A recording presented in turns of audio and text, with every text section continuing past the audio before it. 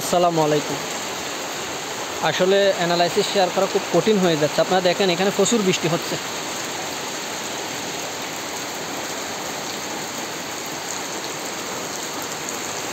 প্রচুর বৃষ্টি হচ্ছে। এই মুহূর্তে ভিডিও করলে সেটা সাউন্ড আউট সাউন্ড শোনা যাবে, যে কারণে আপনাদেরকে আমি চার্টে নিয়ে গিয়ে ভিডিও দেখাতে চাচ্ছি না, অ্যানালাইসিস শেয়ার করতে চাচ্ছি না। জাস্ট আপনাকে একটা শর্ট ভিডিও দিতে চাচ্ছি। সেটা হচ্ছে মার্কেটে এখন সেলিং প্রেশার বেশি আছে। আমি অনলি ফর শর্ট ভিডিওর মাধ্যমে আপনাদেরকে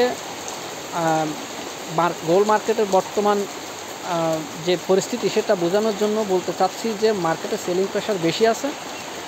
আমরা বর্তমানে সেল পজিশনে আছি। কোন প্রাইস থেকে সেল নিয়েছি, কোথায় স্টপ লস দিয়েছি, সেটা আমরা কিছুক্ষণ পরে আমাদের ইউটিউব চ্যানেলের কমিউনিটি সেকশনে দিয়ে দিব। তবে আমি আপনাদেরকে বলে দেই যে আমরা আশা করছি মার্কেট 3400-এর উপরে যাবে না।